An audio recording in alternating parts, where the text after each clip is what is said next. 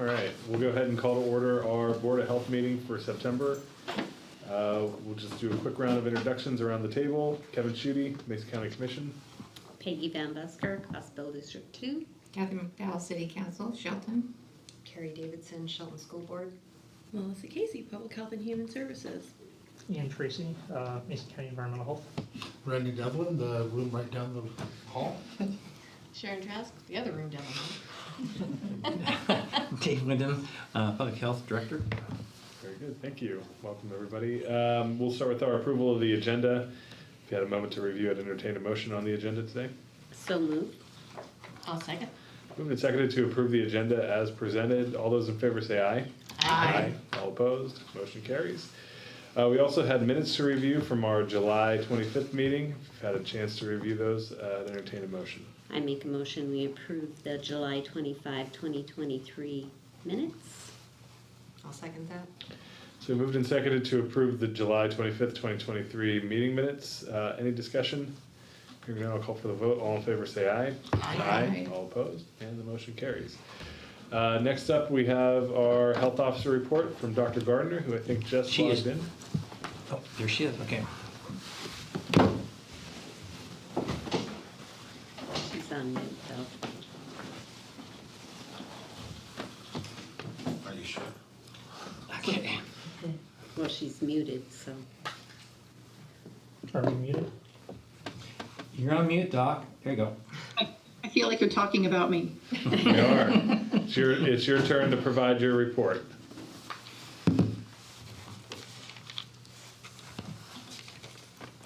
I wonder, is our computer muted?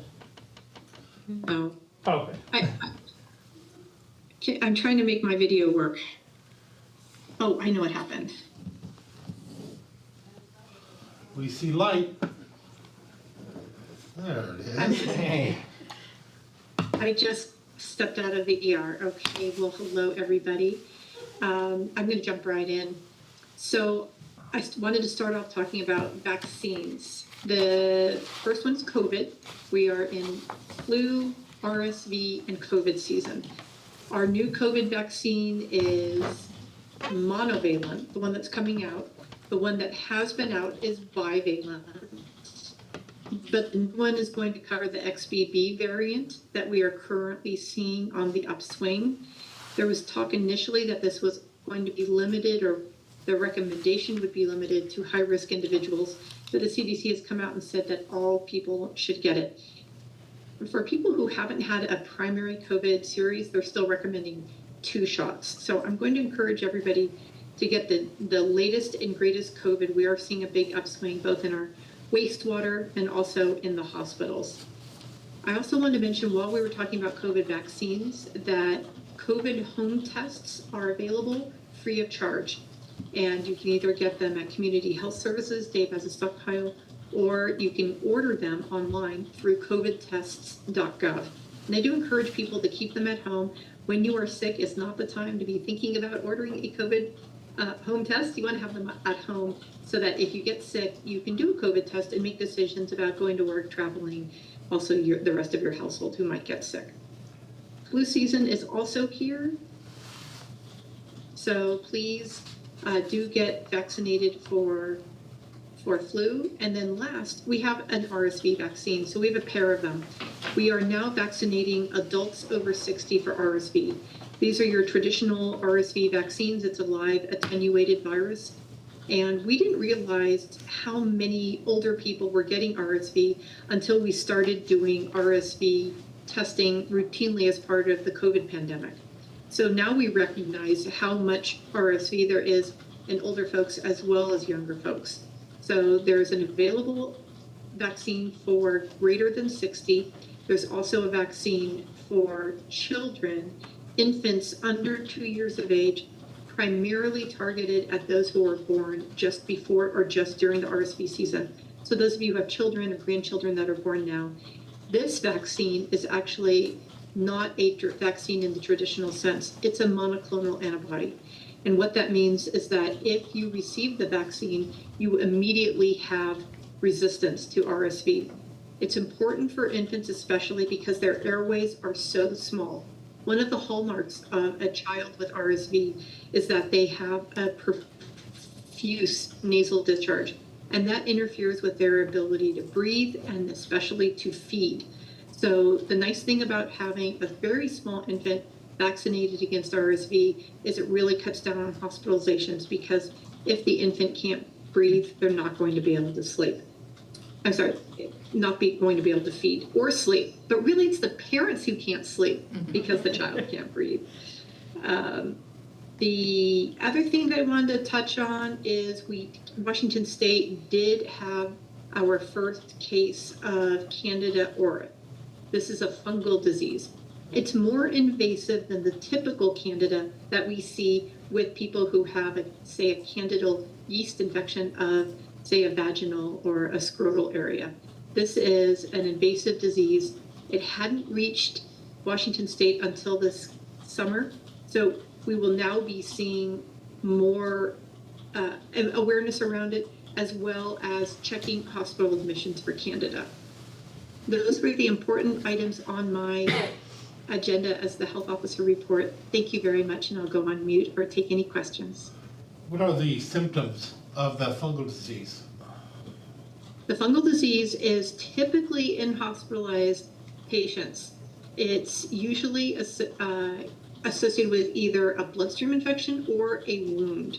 It is, people get fevers, chills, they become weak, tired, and general malaise. So it's not specific like we would see, say, with the flesh-eating bacteria, where people would get a big red wound that would need to be drained. It's more of a systemic thing, and it can be hard to treat. It's often multi-drug resistant. It's easily tested for with just a cotton swab. Dr. Gardner,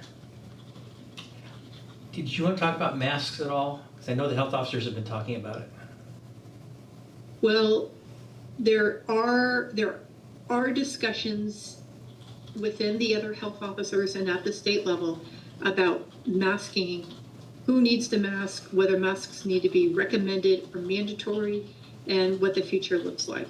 So we have seen an upswing in COVID, and that's where this discussion of masking came about. They're talking about making it mandatory again in places like long-term care, correctional facilities, places where people are more crowded and more vulnerable.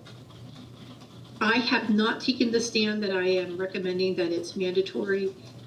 I think that it's fine to say that it's recommended, but I think a lot of us have mask fatigue. And what I found interesting at my hospital is when we were talking about going from mandatory to non-mandatory masking, even the people who said, even if we get rid of our requirement for masking, I'm going to keep masking, it's such a good idea, those people really didn't keep masking. Everybody's unmasked. So there is discussion at the state level. I think the state they have a low desire to make masking mandatory at any level, but they will likely come out with recommendations that people mask routinely in places like long-term care facilities. Did I answer your question, Dave? Yeah. I feel like I was being set up there for that. Yeah. Okay, any other questions or comments for Dr. Anybody have questions about? Okay, perfect, thanks, Dr. Gardner, good to see you. Okay, next up is our administration report from Dave. Okay, so since we last met, we've had 2 contracts come through and go through the legislative process. We got another one in last night. Basically, the 2 we've done so far, and that's Amendment 13 and 14, really revolve around Foundation of Public Health Services. There are a few other little contract pieces put in there, like Maternal Child Health Block Grant came in with this latest one, small things, but really it's around the FPHS funding that we've been talking about for some time. The latest contract spends a lot of time and dollars on life course, some new things around immunization outreach. So we were talking about that just a little bit ago. It has funding for environmental public health leadership, and that's to give the environmental health managers, directors, the ability to spend more time doing policy work, regulation work, working on those things, and not kind of in the trench kind of work. There's money for increasing financial systems, quite a bit for communication, and then there's quite a bit for emergency planning and response. And in the past, we've had emergency planning and response as additional duties, kind of as assigned, and you know, we bill for it. But now we actually have the funding that we can actually put a full person in with all the bells and whistles. So we're considering that. We had a meeting 2 weeks ago? Last week. Last week. Yeah. We spent a full day looking at all the funding, all of our funding sources, and taking each position. So taking a funding source, what does it pay for, and then who do we have working in those things? And then looking at where we can expand, because FPHS is not a replacement for county funding or a replacement for other funding sources. It's to expand on services that we're currently doing. So one of those things was the emergency planning person. We've talked about adding an assistant manager for environmental health, because it's right there, it's in the contract. And then adding one for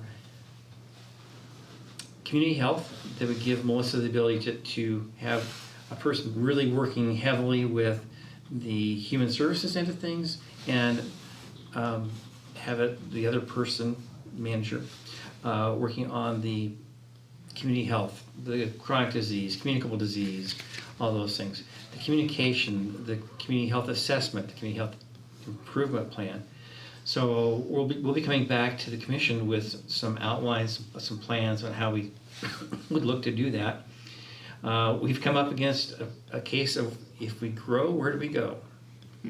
And I spent quite a bit of time on the phone with the state, and we've gotten approval to use some of our funds. So we have a general FPHS fund that we could use to rent, so that they won't let us spend it on a capital, but they would let us spend it on rental. So there's one of the ideas we're kicking around is, if we rent some office space, if we have possibly we put human services as a group, as a team in that spot, and then allow environmental health to take over office space downstairs, because they have to liaison with the folks upstairs and increase our ability to process building permits and water and all those things. So we'll be coming up with some proposals for the commission, but this is kind of the way that a lot of the jurisdictions are going. This is the first time we've been able to, since 2008, kind of bring back some things that we have not had in a long time. So it was interesting that they put more brackets around this batch of money than the first batch of money, but that's okay too. So it still works. It's still an appropriate amount of funds. There are some funds we're not going to be able to touch. We got a contract in last night that we'll be bringing back through for $709,000 for running COVID clinics. Does not allow us to buy any vaccine, but we can have a clinic. It's odd. Yeah. So it would require us to coordinate heavily with the hospital districts to provide, as the providers of the vaccine, if we wanted to do clinics, there's just no demand. So our thinking is that we go ahead and take that contract, we keep it in our back pocket. It's not cash that's coming to us that we would have to turn around and pay back. It's reimbursement. So we can just keep that ability to access funds in our back pocket and not have to worry about it. So if things do flare up and we have to go through, what we did 2 years ago with clinics, we'll have it. So. Can you use some of that funding for purchasing the tests, or do you have? No, we got funding for that. And I've got access to free tests. So we still have access to free tests. So I just got in another 2,000 test kits. And at the rate they're going, I'll probably order some more next week, because they are kind of going out the door pretty quick. And like Dr. Gardner said, there's the ability to order them direct from the federal government for free. That just came out last week. That was... It was for a month per person or something like that. Yeah, right. That's quite a few. Yeah, yeah, 4 tests per month per person, that's quite a few tests, so. And we have had people coming in that they're testing every day. Well, you don't need to, but they feel more comfortable with that, so we're okay. Is there a expiration date on those? Yeah, so that's important. So we have some that are expired out there in the system, across the whole system. So when people are using these tests and they do the nasal swab and they run it in the solution, when you put the solution onto the test strip, you'll get, it's called a C line and the T line. So the C line is the control line, and if the control line shows up nice and dark, it's a good test. Even if it shows expired, it's still a good test. And then you can rely on the T line to give you the reading of whether you're So it'll get the C line first. Right. Nice and dark, that means it's good. It means it's good. And then it goes on to the T line, and that's when you wait your 15 minutes to get your results. Okay. So, but you'll know on the C line within a minute after applying that the test is good. Are you partnering with the senior center?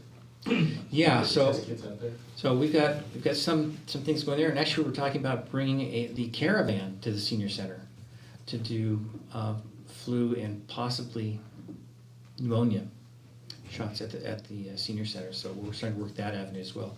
Test kits, a lot of outreach going on. So this office over here has given out a ton of tests here at the Commissioner's office. So, I mean, people come here a lot. They've taken this as a really trusted place to come get test kits and masks. So we've had a lot of interaction over here. So that's been good. Over the next couple of months, we've got things happening. WIC, and Melissa will talk about WIC, is rocking and rolling. We've got the syndromic grant. Syndemic. Anyway, so we're in the process of planning for that. That money doesn't start till the 1st of January. So we've got some planning time, but we're really into this season where October is next week, and it next 3 months will fly as we get these things wrapped up for the end of our fiscal year. It's only halfway through the DOH's fiscal year. So financially, we're in good shape. We've got funds that we haven't had in a long time, and the ability to do some things, and then some requirements around that as well. They put some brackets this time, so. Remember though, after brackets come cuts. The more brackets they put around you today, the more they'll start cutting it out tomorrow. Well, it's put on by different people though. So it's not brackets from the legislature, it's brackets from Wasalfo ourselves putting things around. So Wasalfo is actually doing the allocation of where the money goes. So there's 4 elements to it. There's Wasalfo, State Board of Health, DOH, and the tribes. So the tribes, their money gets set off to the side, they decide for themselves. And then State Board of Health has a slice that goes off to them. And then Wasalfo and DOH, Wasalfo is the Washington State Association of Local Public Health Officials, big mouthful. Wasalfo and the state have to have an agreement between the two on how the money is spent and the brackets and things around them. And if we don't agree, if we can't get a letter of agreement on that, then nobody gets the money. It goes back to the legislature. So it has forced Wasalfo and DOH to really work and come up with a plan everybody can agree on, and it's not dictated to us like it was in years past. So it's a much better system than what we used to have. That was good observation, though. I just hope you're right. Well, and money comes and goes with the stroke of a pen at the legislature. So, Yep. But for now, looking good. And now it's actually written into law. So they would actually have to change the law in order to change the funding.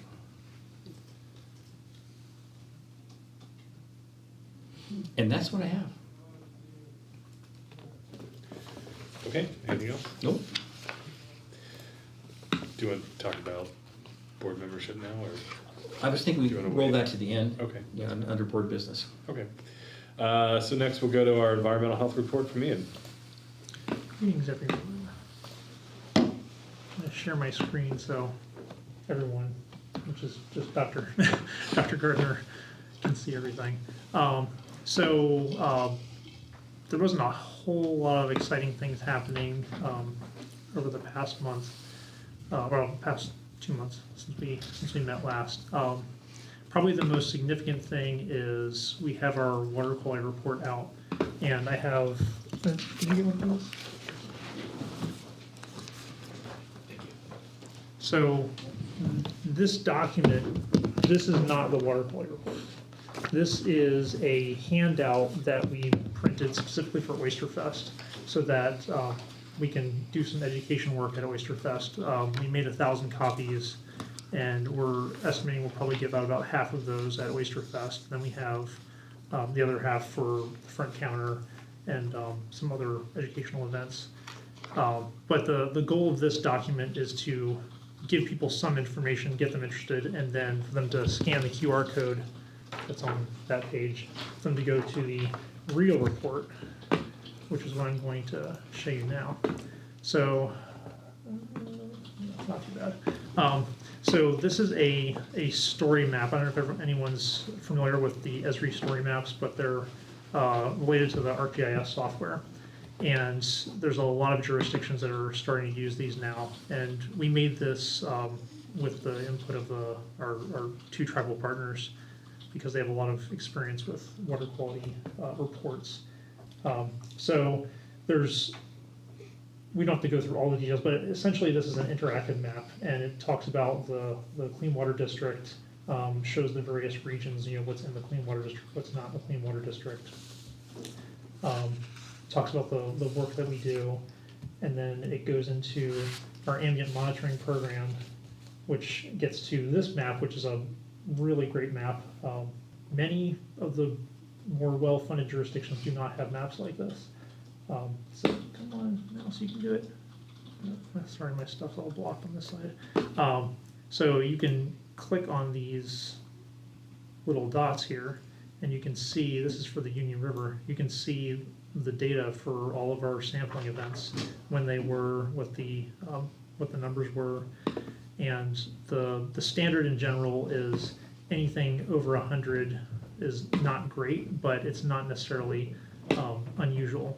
And then it gets a little complicated math-wise. There's a geomean, which is like it's kind of like an average, but it's a root of whatever the number of samples is you have. So the intention of using that method is you don't get one sample at 2,000 and then all the other samples at 5 and get this crazy high average. You get a number that's much more related to what the majority of the data is showing.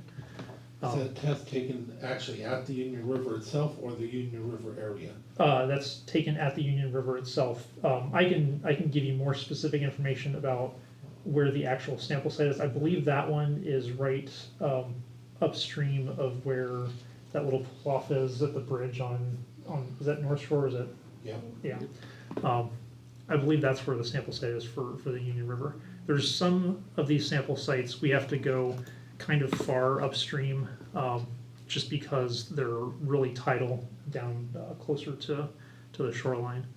But in general, the water quality in the county is very good, and these areas that are the points that are shaded yellow and even orange are still meeting the state standards for water quality. The only one that we have that's not meeting the state, sorry, I forgot I got to click this. The only ones that are not meeting the state standard for water quality is Cranberry Creek. And Cranberry Creek is not exceeding it by a lot. They're still pretty close, but there's definitely some issues there. But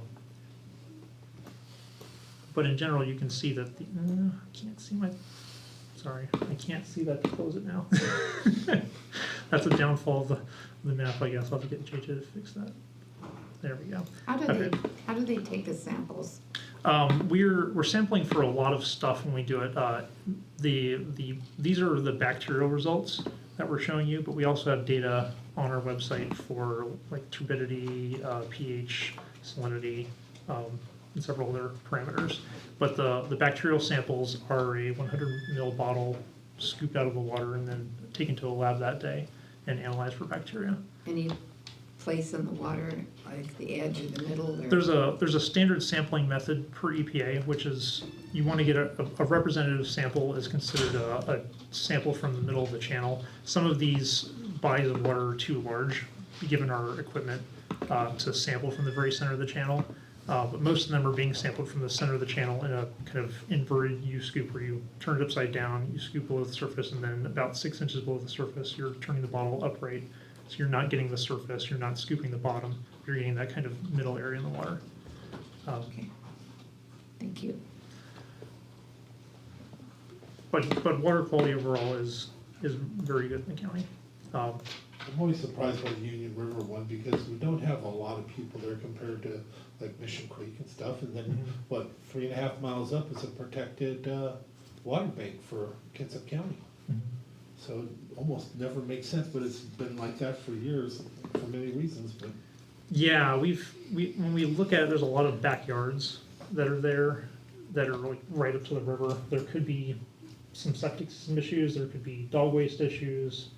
There could also be some stormwater issues, but you're right, it's not, in general, it's not super heavily developed, but it is more developed than some other areas.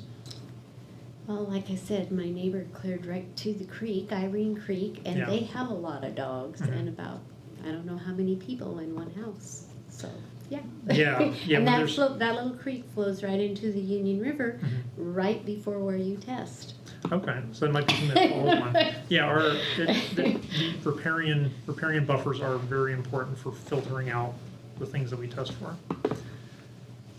But so the link is in the environmental health report for today to the full report, or you can scan the QR code and go to the full report. But you can zoom into this. You can the point of each of those locations is exactly where we sample. So you can zoom way in and see pretty close where we're sampling. And if you want any information later about exactly where we're sampling and how we're sampling, you can always follow up with us later. Sure. One more, I'm sorry, Oh, one no more problem. question. So Goldsboro Creek, you have a sample, you sample from there. Goldsboro Creek goes into Oakland Bay. Yes. So what happens if there's a negative testing in Goldsboro Creek? Does that affect the testing down Oakland Bay area? So the reason why we sample where we do for Goldsboro Creek is because we're sampling before the jurisdiction of Shelton, the city of Shelton. So the city of Shelton is in the Phase 2 general stormwater permit requirements for ecology. And they have their own testing and sampling requirements that they do. So us providing there's multiple reasons. One is we're not testing and then wondering, is what we're getting something that's from the city or something that's within our control, which is at the county line. So we're getting that baseline, and we're also providing this data to the city of Shelton so they can say, okay, it's good here, and then they have many test sites downstream of that. They can say, okay, where is it getting bad, and that helps them narrow down and follow up on pollution sources within the city. Okay. But yes, we debated whether or not to sample right in the city, and ultimately the decision was to start at the county line, because then those are the problems that are coming upstream of that point are things that are within our span of control. Okay. Don't know if there was anything else in here that I wanted to highlight. The report essentially shows our data and then talks about the work we've done, some of the investigative sampling that we've done, some of the locations that we've done shoreline sampling. And these areas are probably going to be our focus into next year as well, primarily Oakland Bay and Annis Bay, because they're some of our major downgrade areas. This just shows more of our shoreline survey areas. And this is the red lines and blue lines are where the staff member physically walked that entire length, surveying for pollution sources and collecting water samples that are flowing off of the shoreline, more minor flows that can be coming from bulkhead pipes or just little streams and rivulets coming down off the hillsides.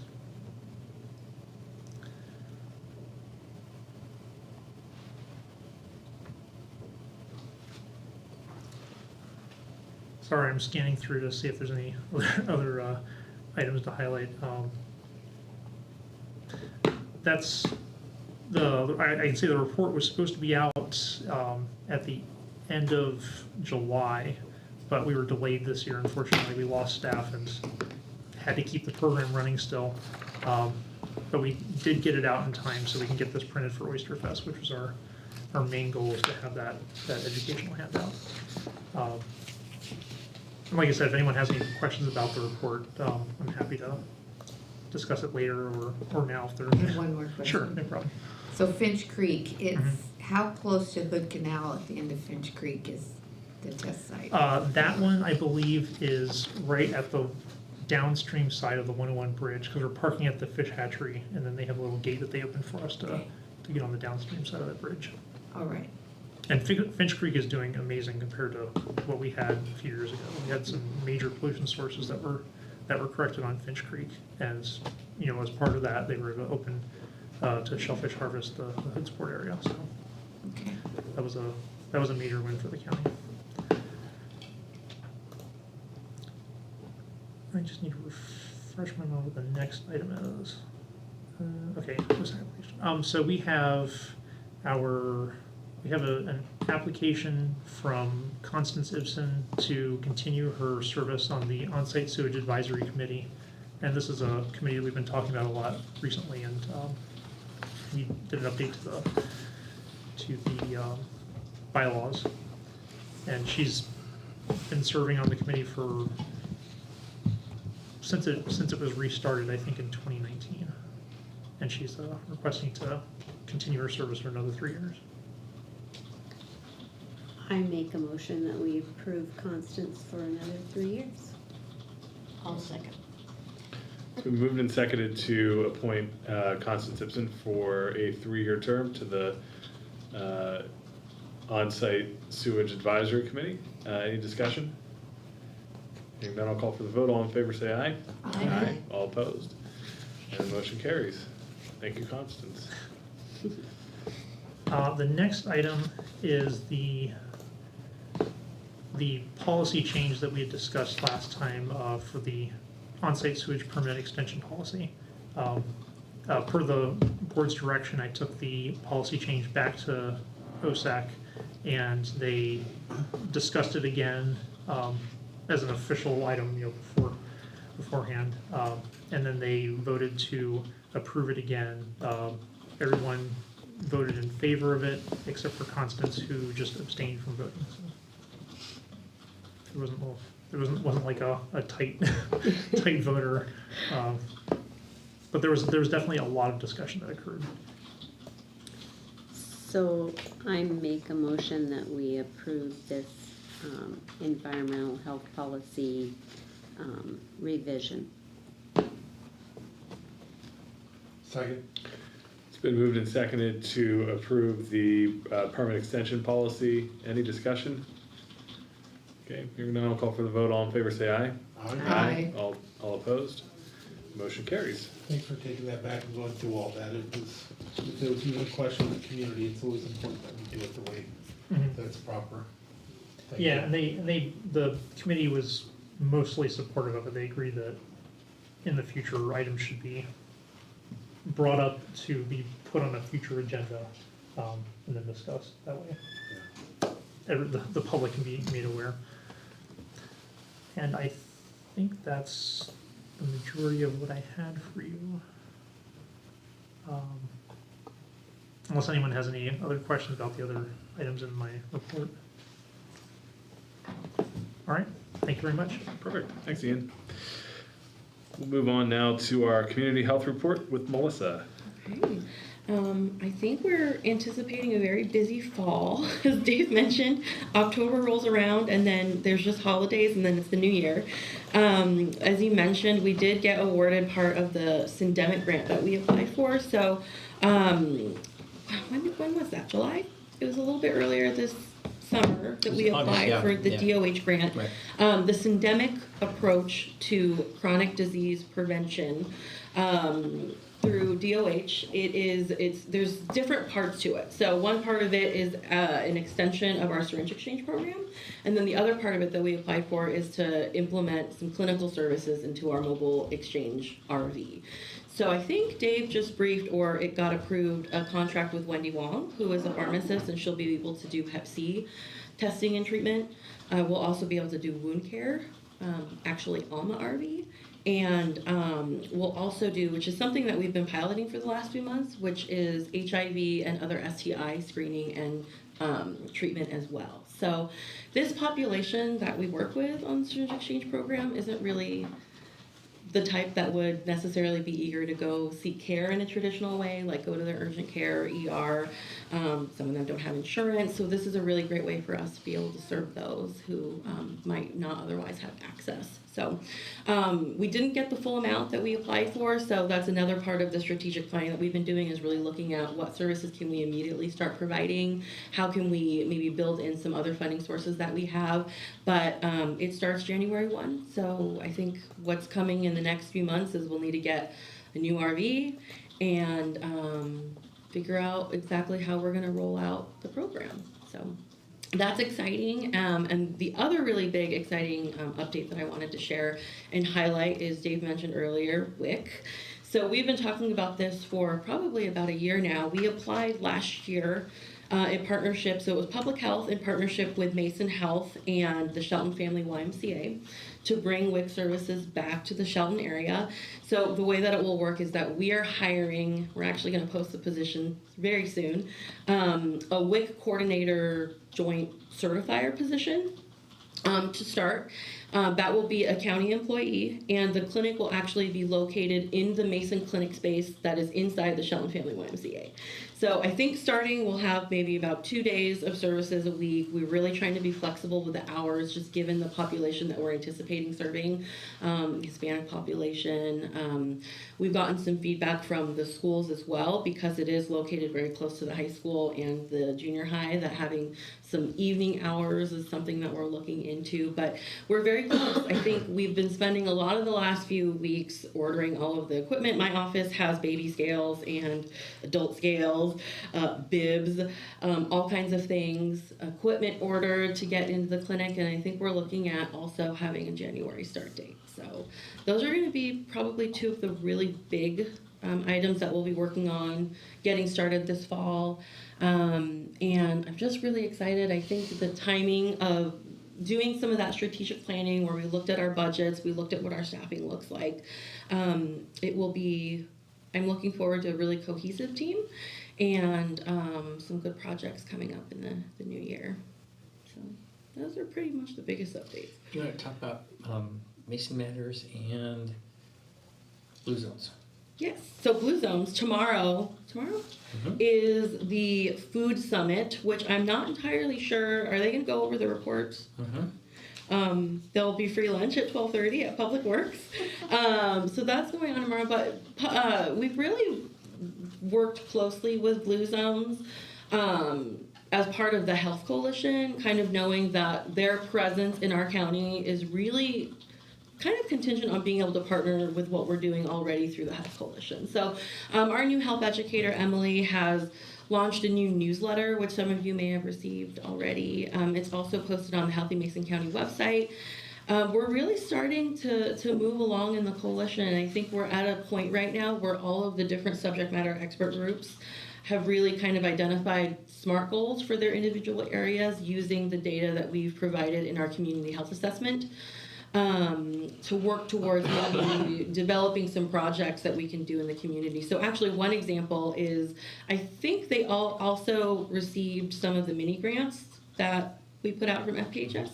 But it's a partnership between the YMCA, Hope Garden, I think the Skokomish Tribe as well, to do cooking classes with fresh produce at the YMCA for the youth. I know it's a really popular place for some of the youth to go after school. So that's hopefully a project that may grow as part of a coalition. But more to come, I think.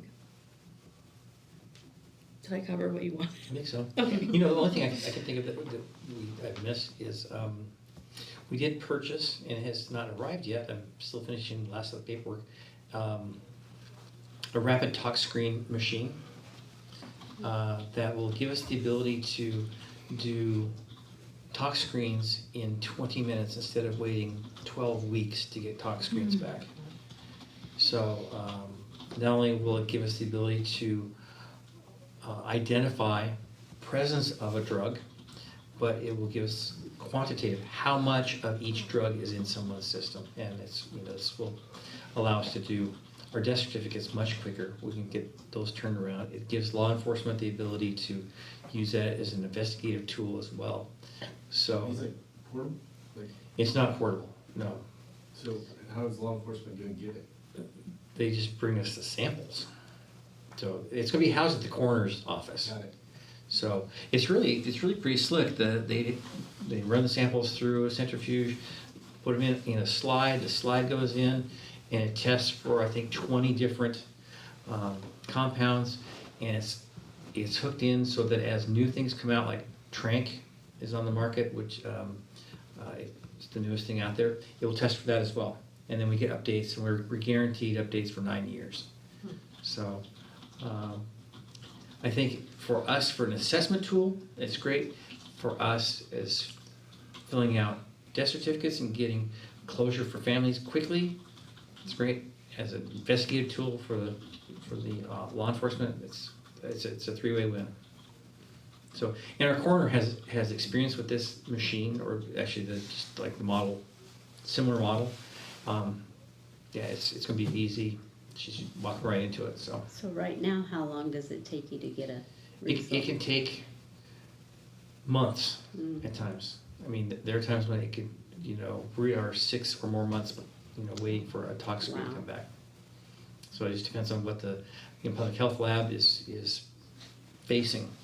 So this will give us the same ability that Seattle King County has, and Okanagan purchased one.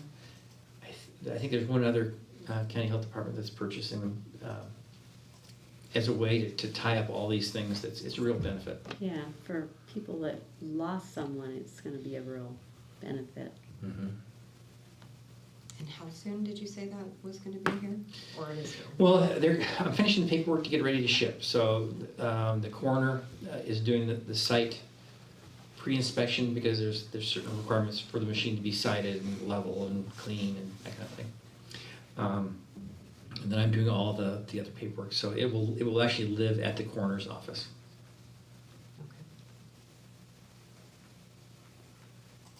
Okay. Anything else from community health?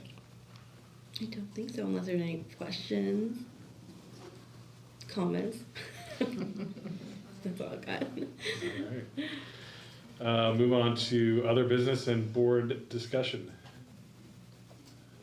Membership. Yes. So we've talked about this. We've had a board member that has not been here for well over a year, and we thought we would take this opportunity to bring this to the board to say, it's probably time to say thank you for your service and to open the position back up again. Who's missing? Gary Plews. That's right. So, and I'm not sure that Gary's still, well, it was a citizen position, it was tied to the Yeah. fire Fire. commission, but I Right. don't think he's on that anymore, but, so, we've all tried reaching out to him and haven't gotten a response, so ultimately hope he's He's okay, here but, forever before Yeah. It's funny how you just don't notice when. yeah. So, are we gonna try to get somebody else from the fire? Yeah. So well, actually, the way it's the law is now written. It has to be from a group. Oh, it's changed. It changed, right? So we have providers. He's not a provider, but we can. That position can be the community representative for users of public health. So we can. And It could be that's fire definitely- because they certainly use public Yeah. health services.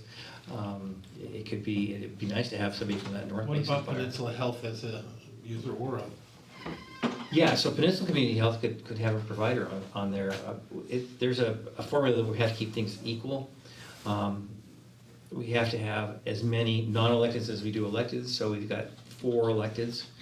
I'm not sure if you are considered an elected or if you're a community member. I forget how I slotted you. Technically. You've been slotted. Yeah. We're all elected. Yeah. So. Which we need. So, Once I look at that, I'm going to do an announcement, because we still have positions for the tribes. We Yeah. have 2 positions that, And have they contacted you? no, we reached out to I think we need to reach out again. the American Indian Health Commission to say, because they said, they came to us off and said, we will handle getting people for you, But they haven't. and we haven't seen it. So I had talked to Tom Strong from the Skokomish tribe in the summer and put him in contact with Dave, but that kind of fell off as well. It seemed like the Skokomish was pretty interested in participating, but we just have to keep asking. And I would really like to have their input. I think they could be of value to our committee. Yeah, I think so too, and we've had some resurgence of interest with the Squaxin tribe, that their new director of emergency management is really outreaching to us. You know, we're comparing things back and forth, making sure that our plans, you know, are Jive with jive with their plans. That's a kind of an important thing. And it doesn't have to be an elder position. It could be an assigned position. You know, they could assign someone to come and be representative of the tribe, so it doesn't have to be really even a tribal member. It's just somebody that they would assign to represent the tribe. So, is everybody okay with us I would love sending the to. letter to Gary and thanking him, and then having Dave Yeah, do an announcement for all the open positions? Yeah. yep. okay, Okay. Perfect. we'll make that happen. Okay. Anything else from board members? Okay. Any public comment? There's no public in the room. Does not appear to be any public on Zoom, so I will say no public comment today. With that, I entertain a motion to adjourn. Mr. Chairman, move we adjourn? I second that. Moved and seconded, we adjourn. All those in favor say aye. Aye. All opposed, motion carries, and we are adjourned. Okay. Look at that, right at time. We have signature.